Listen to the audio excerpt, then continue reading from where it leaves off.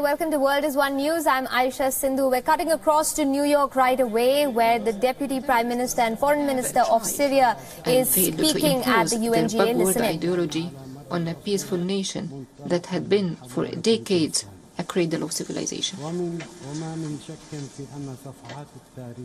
The annals of history will recall for generations to come the achievements of the Syrian people and their steadfastness in the face of a barbaric terrorist campaign and unjust measures, which have compounded their suffering and deprived them of their basic needs. The Syrian people have stood their ground against all odds because they knew that this was a war that sought to eliminate their country, and with it their own existence.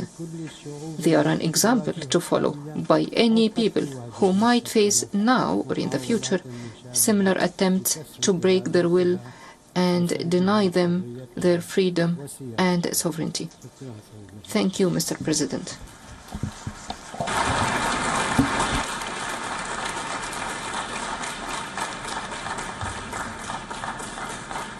أشكر نائب رئيس مجلس الوزراء وزير الخارجية والمغتربين الجمهورية العربية السورية. I thank the deputy. Let's go across to my colleague Ramesh Ramachandran, who joins us live on the broadcast for more on that story. Ramesh, among the things that were just said by the Deputy Prime Minister and Foreign Minister of Syria, he said that quote, cannot understand the silence of international communities over the crimes committed by the Islamic State, end quote. Who do you think this part of his statement was directed towards? Well, clearly the influence there was to Syria's neighbors in the Arab world, especially countries such as Saudi Arabia, Qatar, Turkey, any number of countries who where the mix of religion, ideology and politics becomes a very combustible mix. And mind you, when we talk of terrorism, one cannot help but talk about the advent of Wahhabism and the interpretation of Islam as a religion, which has added a new dimension to this whole narrative about terrorism. And that, to my mind, is the reason why Syria and to a large extent India also see as victims of the extremist ideology, the terrorism originated and perpetrated and supported and nurtured by countries in the Arab world, including, as many would call it, the Wahhabi influence of Saudi Arabia. Right, and also, Ramesh, I mean, recently we've seen the United States also kind of demonstrate a sort of flip-flop on where it stands when it comes to Bashar al-Assad. Now, you know, the reference, for instance, to the chemical attack in Idlib, Syria has repeatedly denied all allegations by certain countries, saying that it was not an attack conducted by the Syrian government forces on its own people. Do you think that the conversation is so vitiated at this point in time when it comes to Syria due to the number of people involved in that theater of war, that one finds it difficult also to understand who is allied with whom and where exactly the situation stands when it comes to Syria's representation of what's going wrong? Absolutely, Aisha. One has to take a step back and look at the developments in West Asia over the last 7 or 8 years. It becomes very apparent, very clear that attempts are still being made, even as we speak, to redraw the borders in West Asia. Remember, many countries in the region and beyond see Syria as virtually the last man standing in the American game plan to redraw the boundaries or borders in the region. And that, to my mind, is an example of the new game of geopolitics being played out in the region. Remember, Iran and its arc of influence spreading all the way from Iraq through Syria to Lebanon poses the biggest security threat to countries such as the US, which are extraterritorial powers in the region, and also the US allies in the region, namely Israel. And what we're seeing now is a clear confrontation building up between the US and its allies on the one hand, and countries such as Syria, Iran, Russia on the other hand. And the attempts, as I said, are still being made to redraw the borders. And that, to my mind, is the next big challenge facing countries in the region, especially Syria. Remember the October 1 referendum happening, which has been planned for by the Kurdish people in Iraq, is seen as another step towards a de facto partition of some countries in the region, especially Iraq, Syria, and so on. So clearly, this is another, and added to the mix, as it were, a new dimension to what is happening in West Asia. Absolutely. I'm glad you brought the Kurdish referendum up, Ramesh, because that was going to be my next question to you. The United States has benefited largely, or greatly, I should say, from the Kurdish forces in its coalition when it comes to Syria. And yet we see the U.S. shying away from standing with Kurdistan when it comes to that referendum. Does this also give perhaps a little bit more fodder to countries like Syria in saying that, these relationships are only about the here and now, but when it comes to the actual crux of the matter, sometimes your allies back out at the last minute? Well, Aisha, clearly I have to, spell out the hypocrisy of some countries in the region when it comes to the issue of self-determination, which manifests itself in the October 1 referendum called by the Kurds in Iraq. Now, remember, Turkey is one country, a key member of the Organization of Islamic Cooperation, or OIC, and it has routinely asked for self-determination in South Asia, in regions which are very close to India's security interests. But on the issue of Kurdish referendum, Turkey is among those countries in the forefront who are delegitimizing that, who are saying the referendum should not be held, it is illegitimate, unfair, and illegal. So that, to my mind, exposes the hypocrisy, doublespeak on the issue of self-determination referendum. Now, that aside, we've seen many countries in the region, especially Turkey and other countries, call out against the referendum. But there's one country in the region, namely Israel, which has openly come out in support of the Kurdish referendum. And therein lies another story, Aisha. Right, because the United States and Israel are such close allies, and the United States over here stands against the Kurdish referendum. So once again, this is as complicated as perhaps the airspace over Syria. Indeed, it's a great game of geopolitics being played out in West Asia as we speak. There are the U.S. and its allies ranged on one hand, and the advent of Russia into the geopolitics of West Asia, most notably inside Syria, that is also playing itself out. What we're seeing now is that America probably has not learned from its mistakes of the past, especially that committed in Iraq, number one. Number two, it has brought back Russia into the game, as it were, in West Asia. It remains to be seen where Russia goes from here, insofar as the geopolitics of the region is concerned, be it Syria or other countries in the region.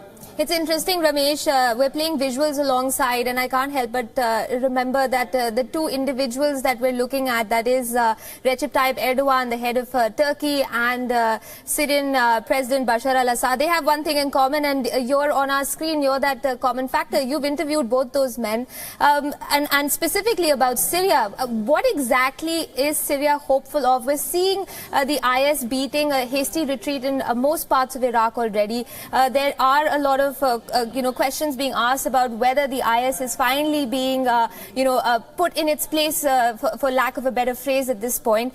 What is Syria hopeful of? Who is it going to rely most on when it comes to the tedious task of rebuilding that country that's been devastated by years and years of civil war?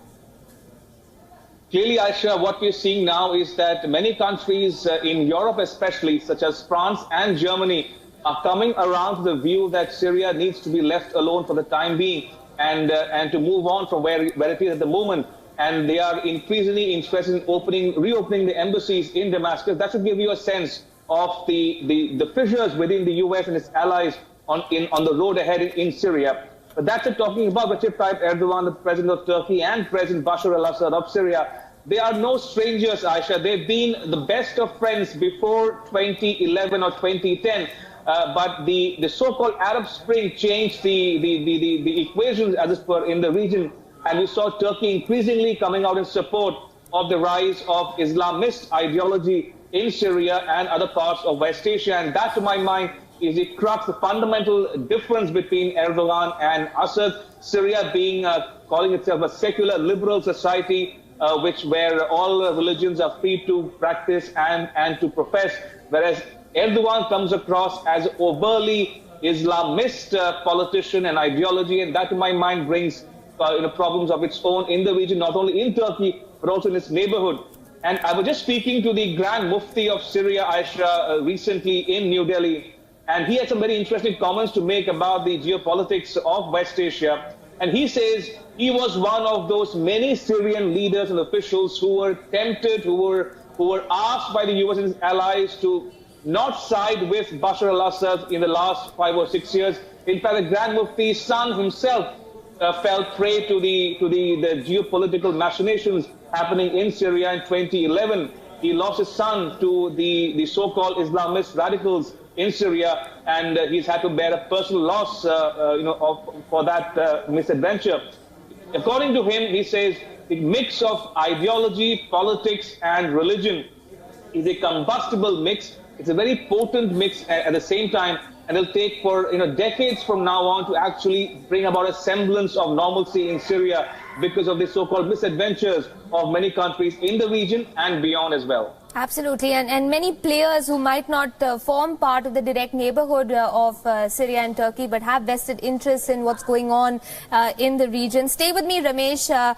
We are, of course, talking about the United Nations General Assembly. We were breaking down the statements made by Syria's Deputy Prime Minister and Foreign Minister with my colleague Ramesh. But we're going to bring our focus back to India because the country is expected to keep the heat on Pakistan in the United Nations this evening. That's when the External Affairs Minister Sushma Swaraj will address the General Assembly. That's shortly from now, just moments away. And after Indian diplomats put Pakistan on the mat, castigating it as Terroristan and more, expect Ms. Swaraj to deliver a final broadside where she will demand that Pakistan be held to account for its sanctuary and support of terror groups. Swaraj is expected to reiterate the evidence against Pakistan, its role in destabilizing Afghanistan, and its complicity in the spread of radical ideas in many parts of the world. She may also touch upon the Korean crisis and the situation in Myanmar following the exodus of thousands of Rohingya refugees to Bangladesh. Ms. Swaraj is also expected to touch upon India's hopes for reform of the United Nations Security Council to broad-base it and make it more reflective of current times. Earlier, speaking at the SAARC foreign ministers' meet, Swaraj said that regional prosperity, connectivity and cooperation can only take place in an atmosphere of peace and security. No guesses really speaking who she was referring to there.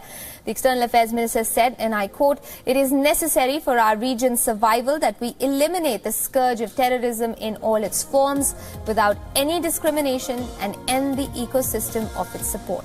End quote. Clearly, the terror theme, which has dominated the Indian discourse at other regional fora, will also resonate at the UNGA.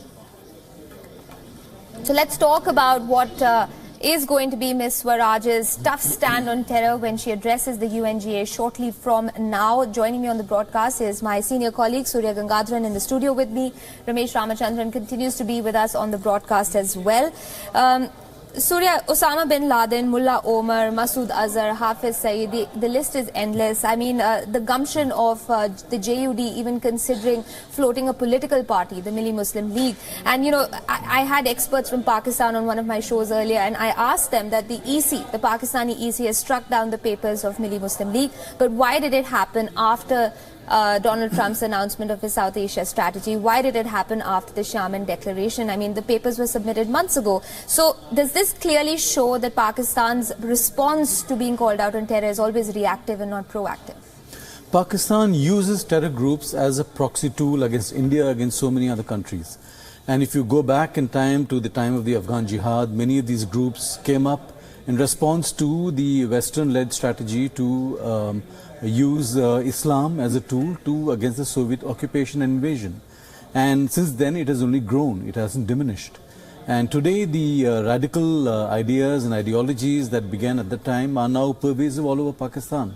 So Pakistan today lives and breathes terror. And when somebody like Inam Gambhir refers to it as Terroristan, it's a brutal statement of fact. Right. No, it's the reality in Pakistan today, and that's why that tenor is not going to change. That narrative continues. Absolutely. And Ramesh, you know, speaking of Inam Gambhir, I mean, she didn't just end it there, right? She even said that the most that one could say in charitably describing Pakistan would be to call it a failed state. And I suppose my question to you is that we've talked about India's, vociferous attack on terrorism, its vociferous attack on Pakistan Pakistan for being a continued sponsor of terror. But who is India's audience? I mean, who's listening? Who's going to react? And who does India need to rely on or expect a response from if Pakistan is to be addressed in the manner necessary to deal with terrorism on a large scale?